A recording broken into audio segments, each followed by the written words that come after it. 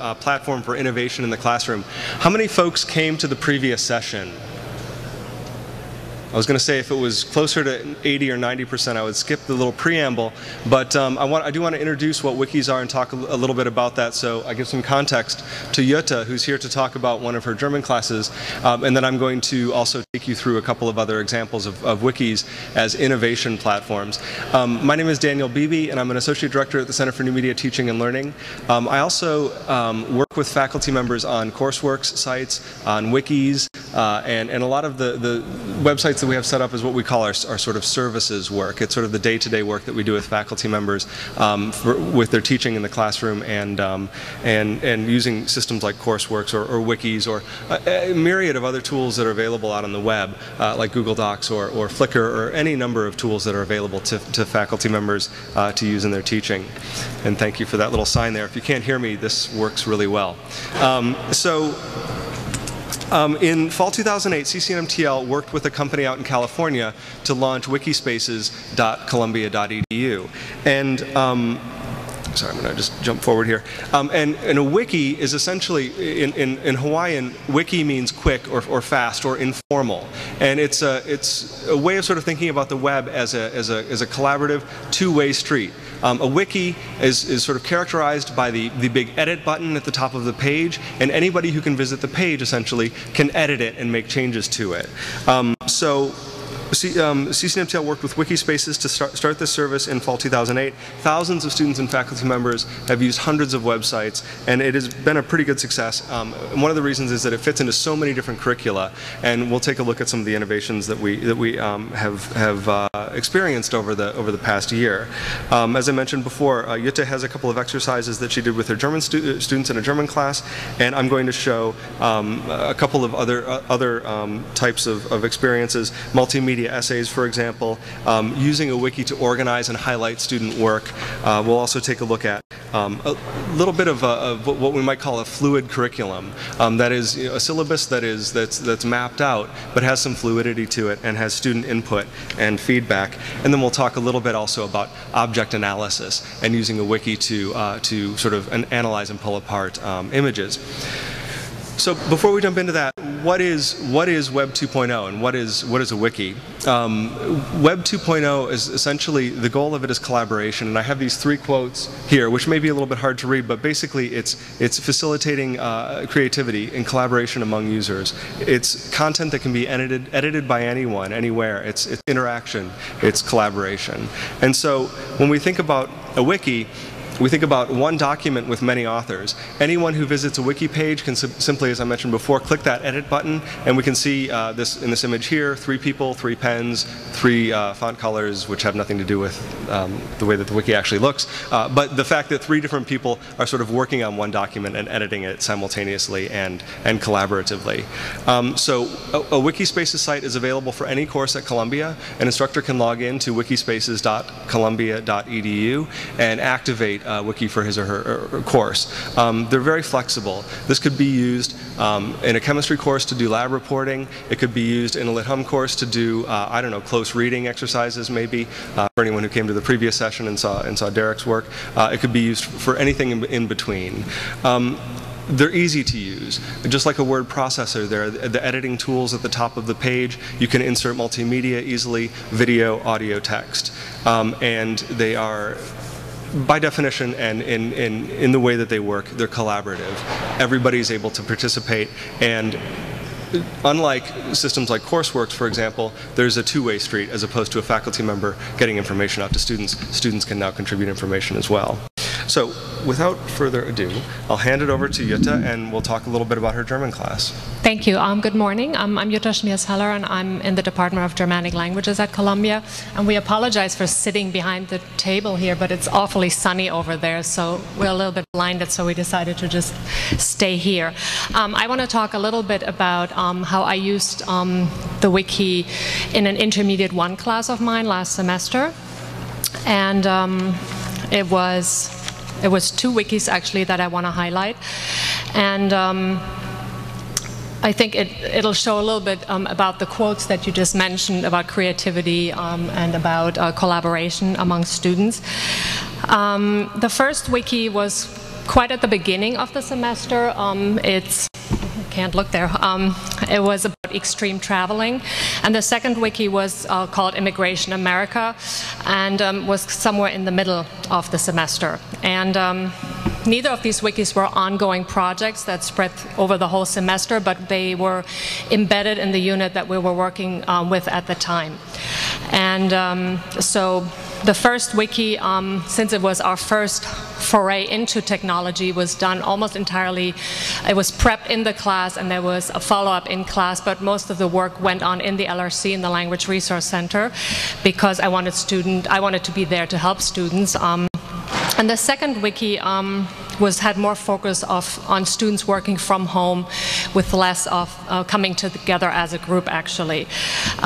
Both wikis were embedded into textbook units. The first unit was on traveling, and so we read a text on extreme traveling that weren't really that extreme, also not that exciting, and so that's how this idea got sparked to actually use a wiki. And the second one we had talked about, the unit is entitled Planet Germany, and it's about immigration law. So we looked at a sample of a citizenship test of one of the states of Germany, and so then I thought, well, let's take this somewhere else and work a little bit with this. I had goals, obviously, with using my wikis, and I have them, hold on the home page. So you can see them. For the first and the second wiki, really, I wanted to recycle and further practice the units, the content, the vocabulary, the culture, and the grammatical structures in a meaningful but fun way for the students. I wanted them to apply their knowledge to new content, and a student said in an evaluation, apply knowledge to an area that actually interests us. And I wanted to introduce students to a new technology, and of course for both wikis evaluate this form of teaching or technology in my teaching. Specifically for the second wiki, I wanted them to use the technology again after having mastered it, and have it not be in the way, and as a student said, create a very funny and sarcastic product on which we worked earnestly and seriously, and I think that's actually true. So if we have a quick look at the wikis, here's the first wiki, and students worked in group, so it was collaborative but in small groups, and they had to create their own form of extreme travel. They had certain requirements in terms of content, grammar, and technological aspects. They had to learn to link to a page, create a page, insert a picture, and all these things. And for content, they had to describe their travel and give an extra page with specific information. And I think overall they did pretty well. Here's the first one. It's called 7 Days, 7 Continents, the Extreme World Travel. Are you ready? And this group did a very good job of incorporating the grammar and the vocabulary and sticking to the requirements. So I'm not going to read it all to you, but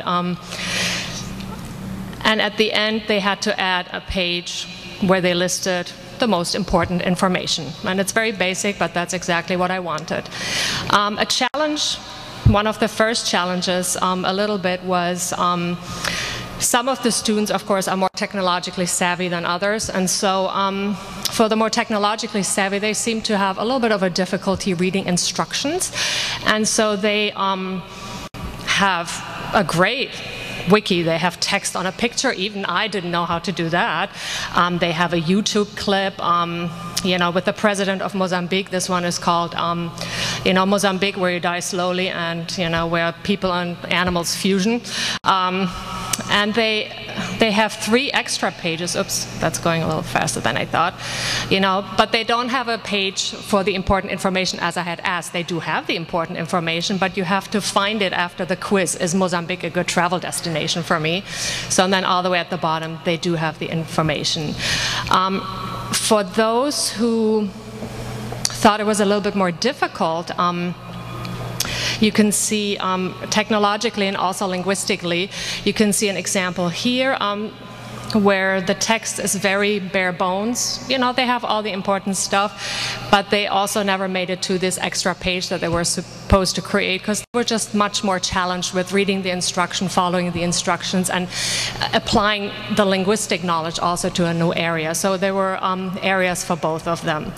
This first wiki was our trial wiki. So in terms of assessment, I didn't have a big assessment plan for them. It's one of the big challenges that I have with wikis is how do you assess this? Because we'll see specifically in the immigration wiki. So for this one I said, okay, you prepared your homework, you got a homework grade for that, you were in the LRC, you worked on it and it was successful, you got a grade for that, and for the follow-up, you know, and corrections and changes that I assigned, you did that, you got basically homework assignments, but there was no real wiki grade because I kind of decided to use the wikis rather spontaneously. I went to the fall premiere of CCN MTL, which featured wikis, and I thought, oh great, you know, I'll try that.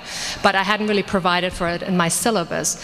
For the second wiki, however, I wanted to find some sort of space to assess it properly, and so I thought, well, it's going to be a lot of work, so I'll replace the second essay with this wiki, and so it was 10% of their final grade. And this time there was specific assessment. I came up with an assessment sheet that I handed out to students. I'm having a hard time with the cursor here, ahead of time so that they had an idea of how their work was going to be assessed. In essence, it's very straightforward. There's 6 steps to the wiki process, which circle just be in class and participate, do the homework assignment, you know, as I had instructed you, and so they got points for that. And then there was the final wiki product with an evaluation of the quality and content of language and of content and language. So the second wiki then,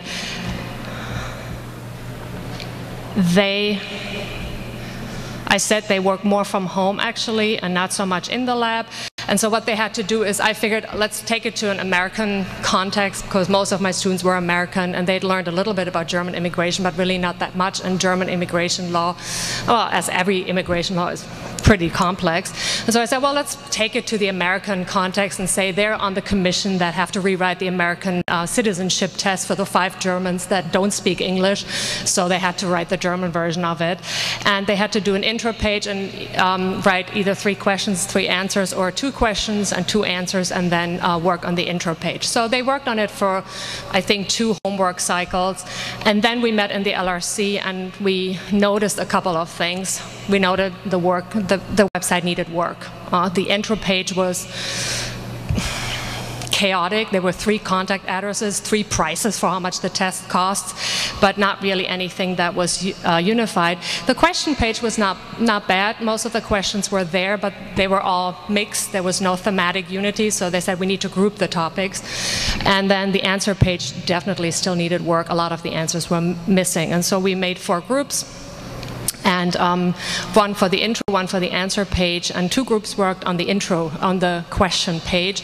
And there we hit another little challenge because we had now 2 groups who were logged into the same site at the same time, and that just doesn't work in a wiki. So we figured, you know, they were making changes and saving them, and the others were making changes and saving them at the same time, and they ended up canceling each other out, and so losing their information. Now, wikis have the history button, so you can find the old versions, but in the end you just end up losing a lot of time. So what the students came up with was, okay, we'll do it in Word, we'll copy and paste, and when you're done with your changes, we'll go into the wiki and we'll make our changes.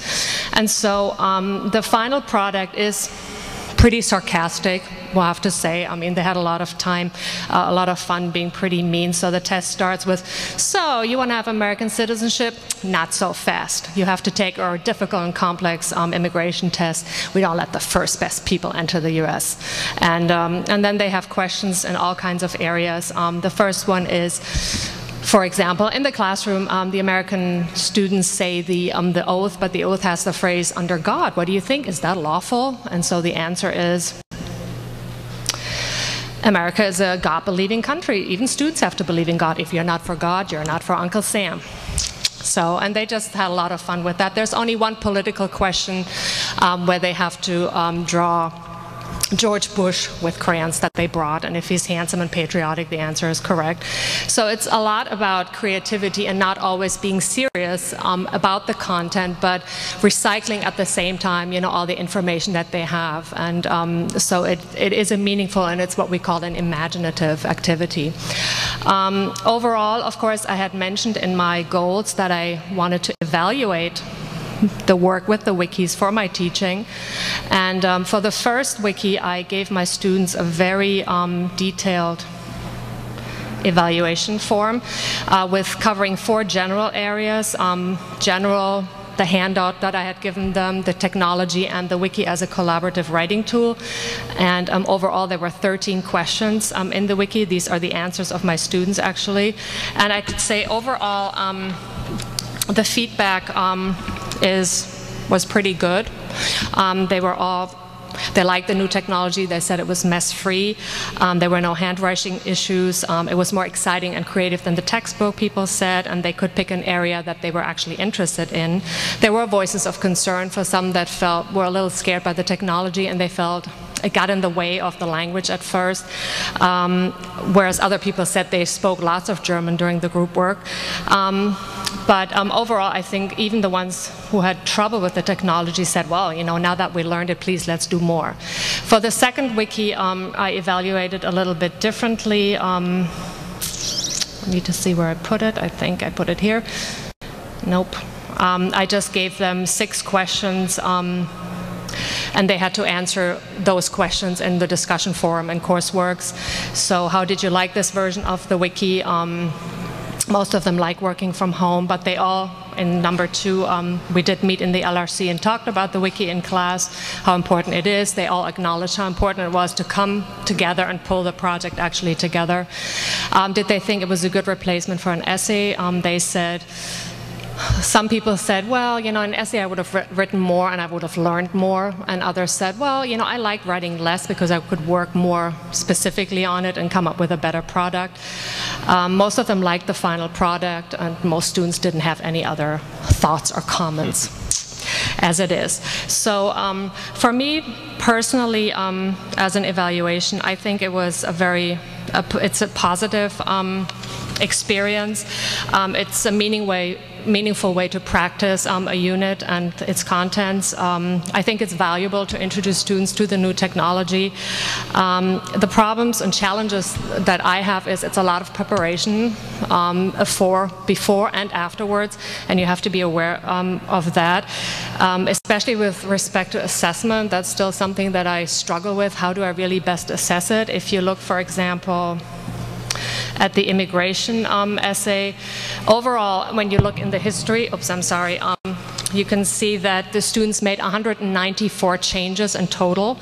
There, you know, and the most of them on the questions page, 97. And so if we go into the history, you know, you have to go through all these entries. And if we just look at one in particular, there's March 9th, I think.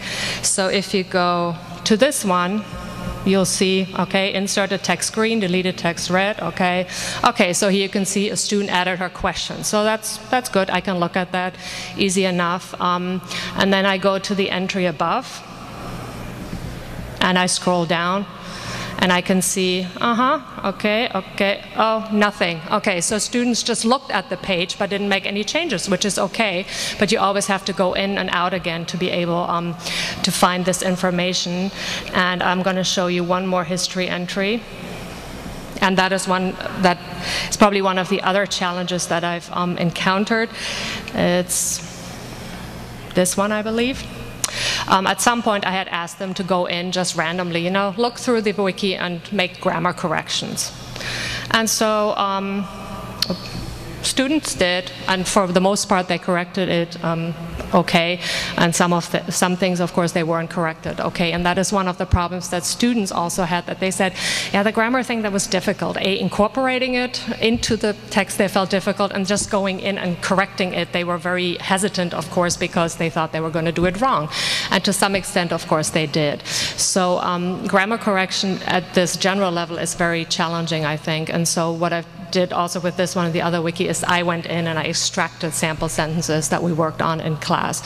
But so I think, and I think I've hit on most of the challenges that we've encountered. I think so. So despite the challenges that a wiki can create, and for me personally, being the amount of work, it's a lot of fun. But assessment and grading is, well, never that much fun really, because it's, especially in this case, it is rather tedious. But I think they were successful projects, and I've decided that I'll definitely continue with wikis, and I actually already have. So, and I think students really do enjoy working on those things, and also have this not so serious element with it, where they can just go a little bit crazy with it and still learn something. Great, thank you. You're welcome.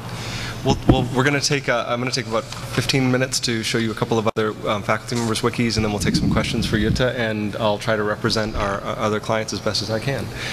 So we have the next one that I want to show you, and I think Jutta addressed a couple of important aspects that we'll try to cover in this site here. This is Mark Phillips, who is an instructor in the English department and is also a staff member here at CCNMTL, has a wiki set up where he did a lot of work in a course that he called the Romantic Sublime.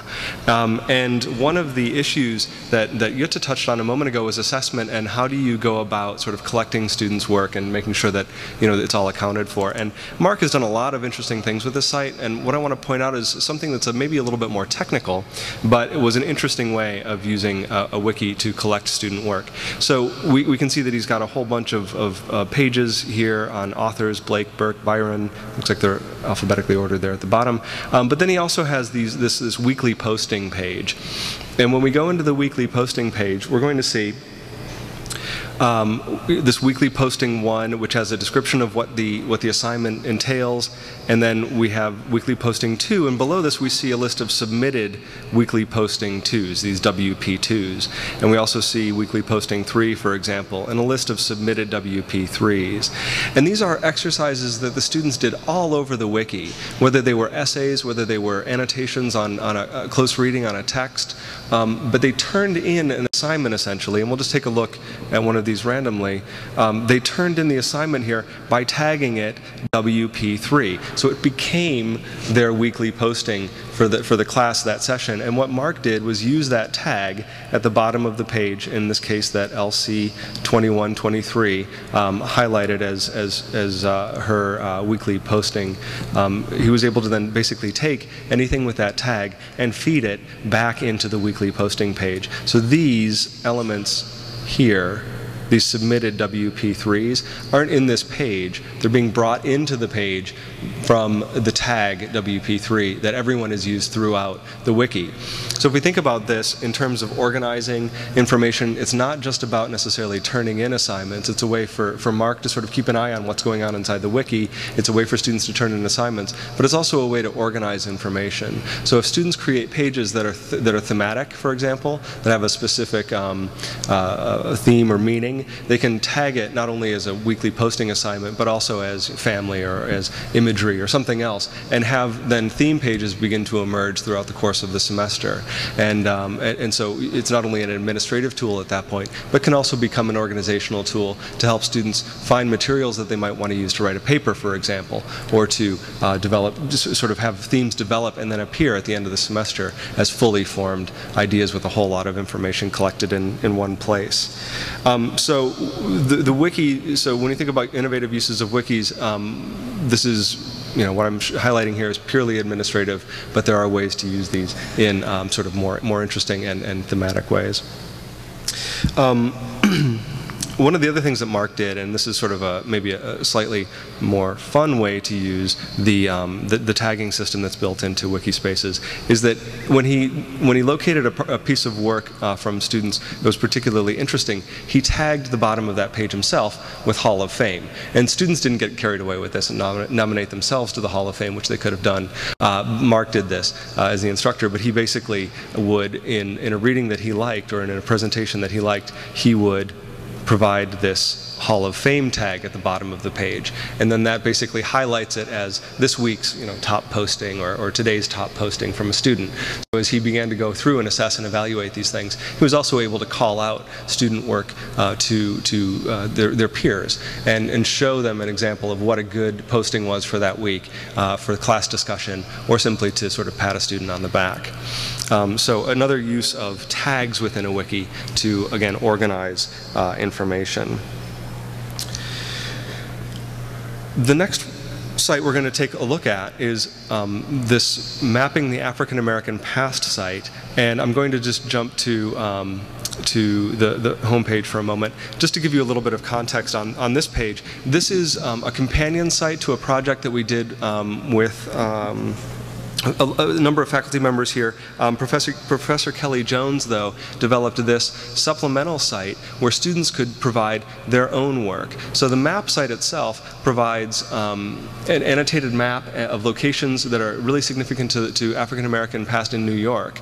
And these students were able to not only sort of visit those sites that have been defined by all of the faculty members, but they also were able to contribute their own content. And this is the site that they used to do that. And in many of the cases, the content that the students developed in this site is going to be moved to the published site. It's going to be moved to the public site where people can find out about significant locations around the city when it comes to the African American past. So specific and detailed posting instructions were provided here so that students had a really clear example of how to go about posting a new location. They were also provided with a template, so they could actually come in, and when they edit this page, they could just copy all of this and just go to edit and copy here, and they would be able to then take that and put it into their own new location page. So I'm going to not actually make any changes there, though. So two examples we've got, and I just wanted to take a look at these for a moment, are the Ebbets Field and we'll take a look at the other one in a moment.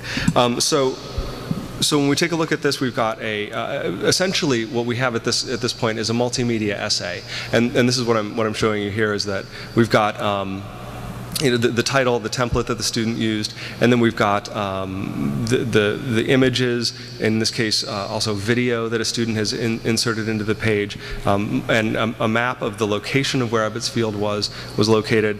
There's also the remnants of Ebbets Field, which is a plaque on a wall in a building in Brooklyn. So it's a very interesting sort of way of assembling information, of accumulating that. And it's very easy for the student basically to come in here to begin typing and working. When they found the video that they wanted to use, they could just click on the location where they want to insert the video.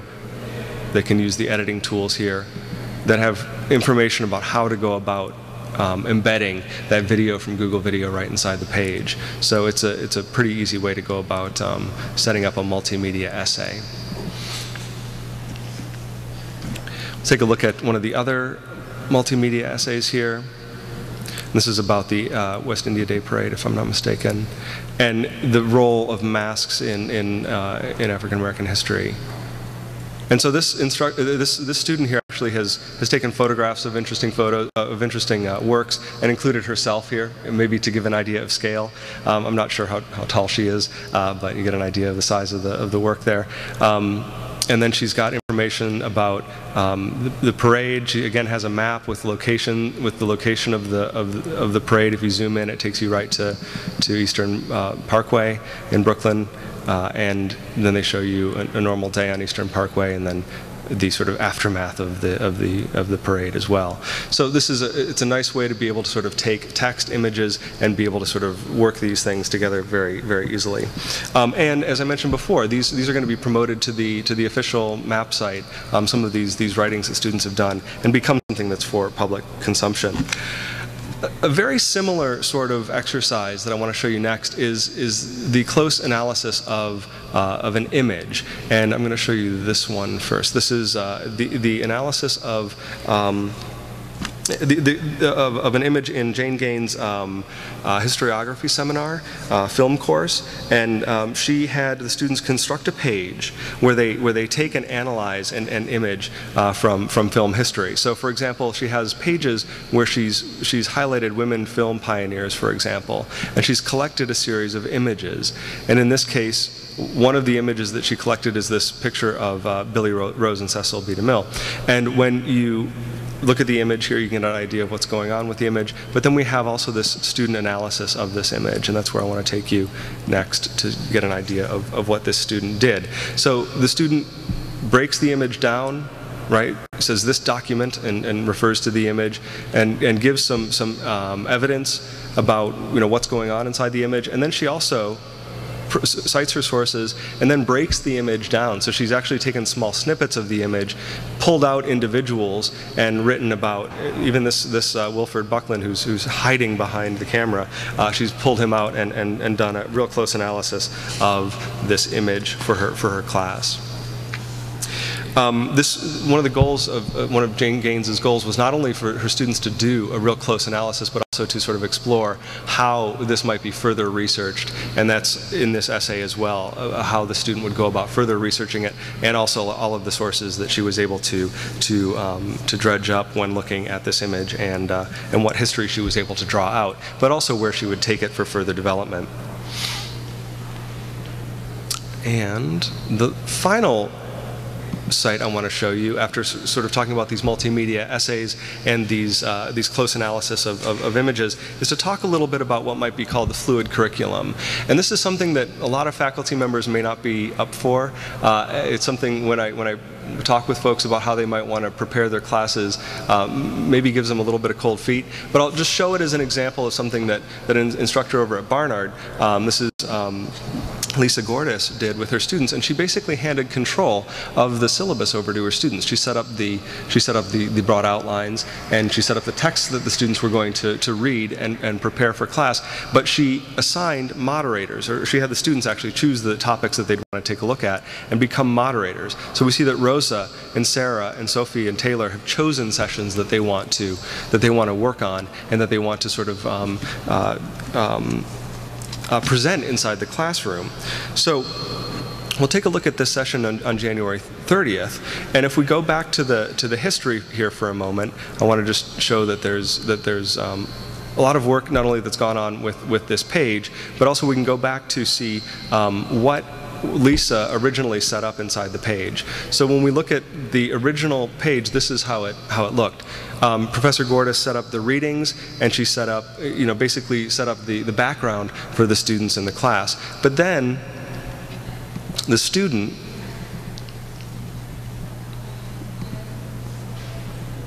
let me just hit this for a moment.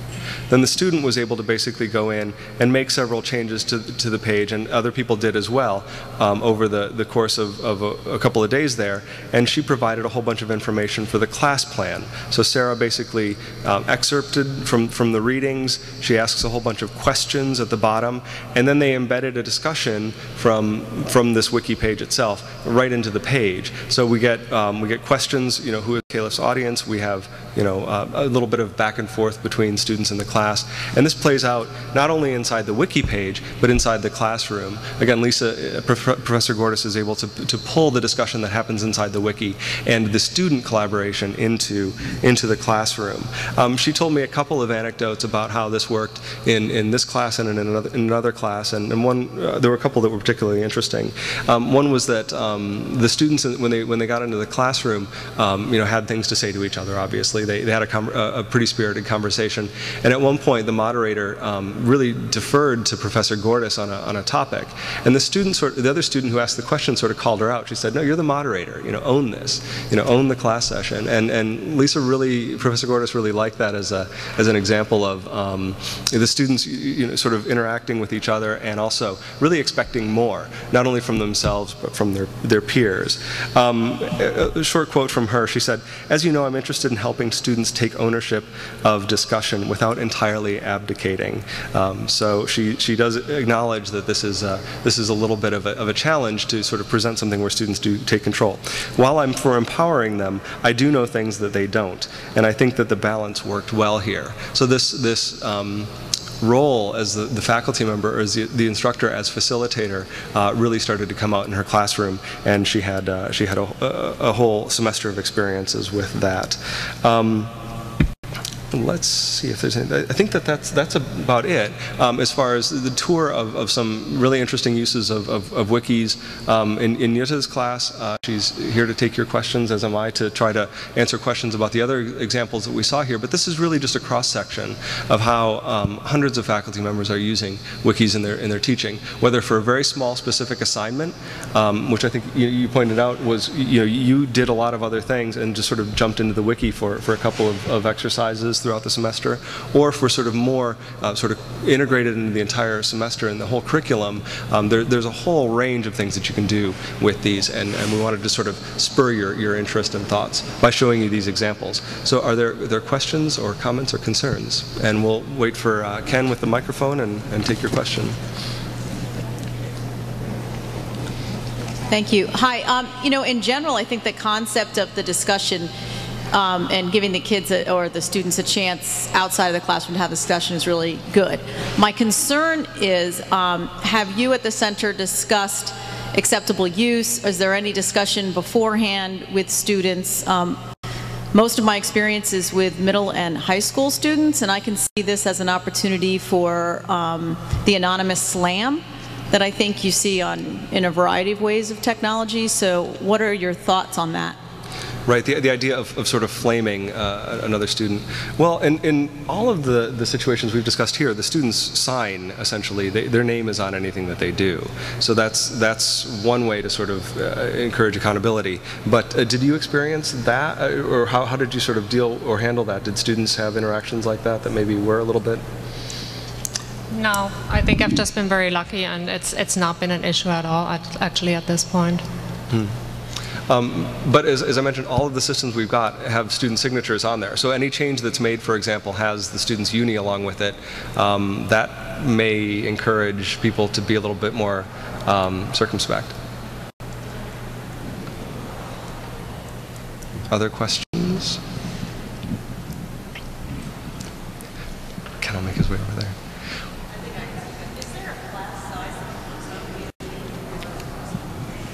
So that's a good question. Yeah. Is there a class size that it becomes unwieldy to use a wiki?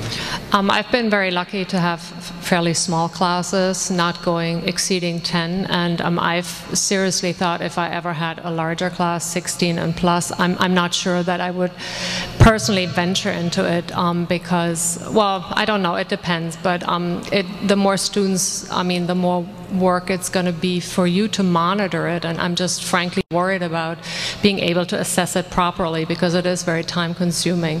And for me personally, as I said, it's not been an issue, but I've worried about that, and that could become a challenge that could maybe dissuade me actually a little bit of using it if I had a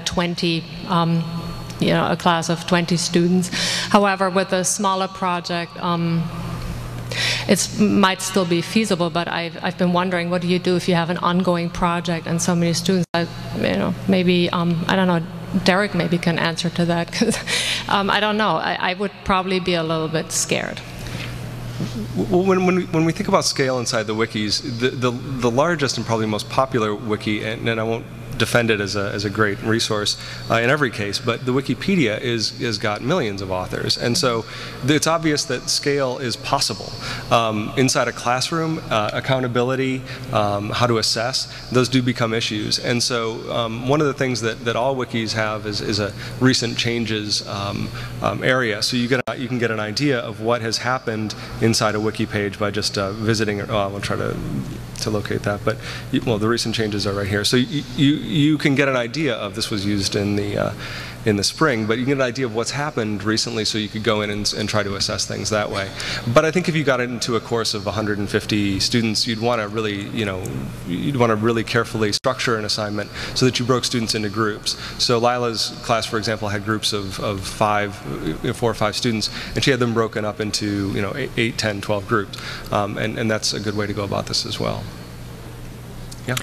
Are there straightforward facilities for writing mathematical equations and displaying graphs?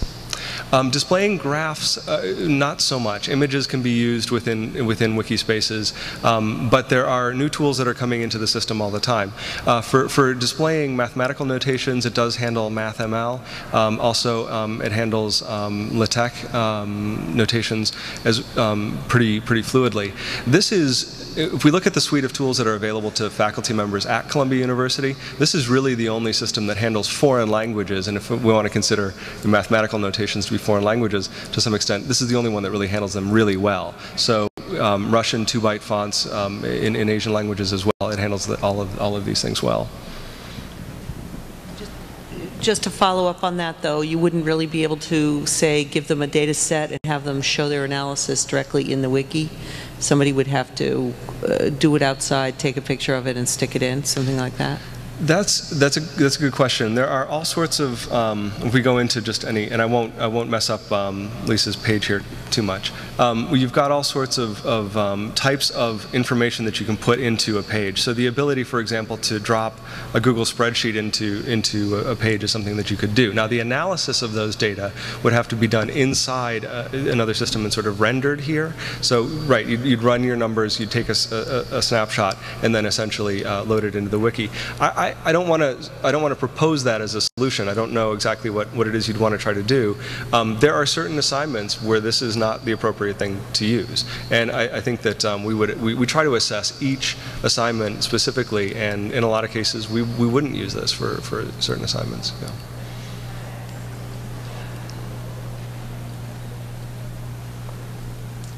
Other comments or questions?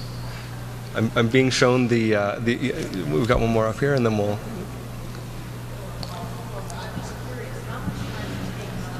Student. How much time does it take to train a student to where you can trust them on their? Well, I've seen the pages that Dan has shown. They look much more fancy than what I've done with my students, where they, incorporate like the chat and all that. My students haven't done that. So basically, I make a very detailed handout for them where I explain all the steps in German, but of course the language is still English. I mean, it is what it is. But usually they can read it at home just to get familiar with it. Most students, are actually already quite experienced with it, as you've seen with some of the examples, and it doesn't take them that long.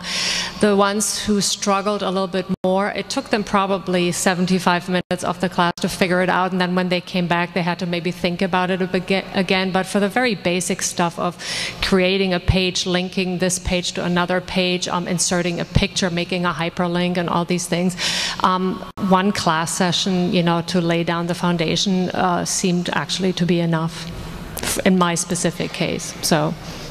And we've also found that for the basics of setting up a wiki site, an exercise like the introduction page, the bio page, has been a really effective way of getting students' feet wet with technology like wikis. So for example, you set up a page where you have the students type in their name, which is something we know that they can do, and create a link to a page that is of only their name. So that's already gotten them 30% of the way into what they're going to need to do in a wiki, and that is edit a page, type something, make a link to a new page. And then on that page they introduce themselves. So they may even want to insert an image, or they may want to put a link out to a site that they think is interesting. And then you're really far into the things that you may want to do with the wiki in that very first assignment on even the first day. And just to sort of pull out another anecdote, Professor Gordis, when she used this with her students, was a little fearful because she experienced problems with students developing web pages and websites in the past. She purposefully took the student who and in the class session asked the student who thought herself to be the least technology savvy in the room.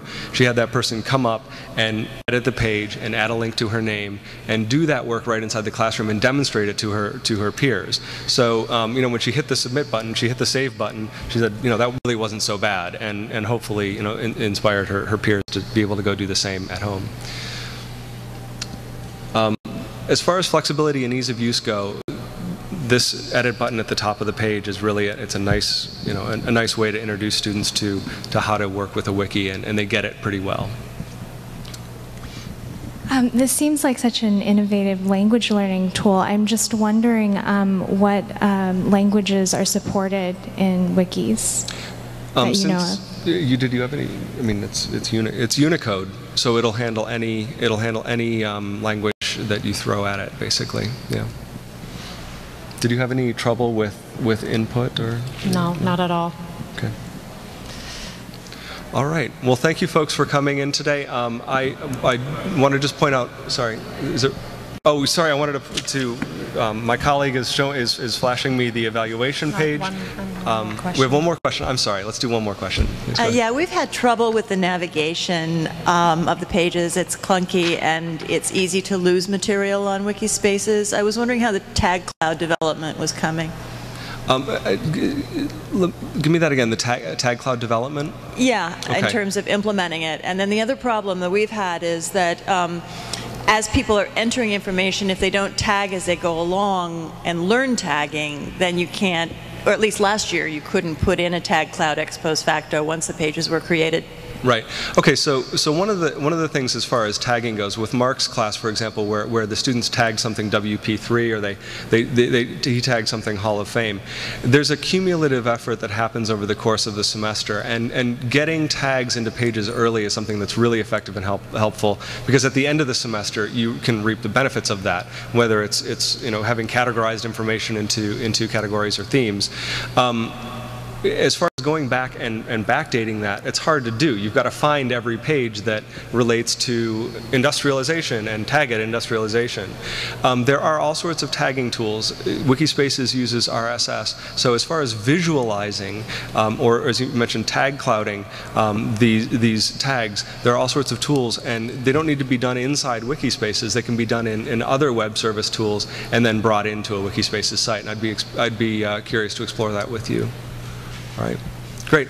Take a moment and fill out this participant survey here. Sorry, the evaluation, and thank you again for coming and learning about wikis. Thank you.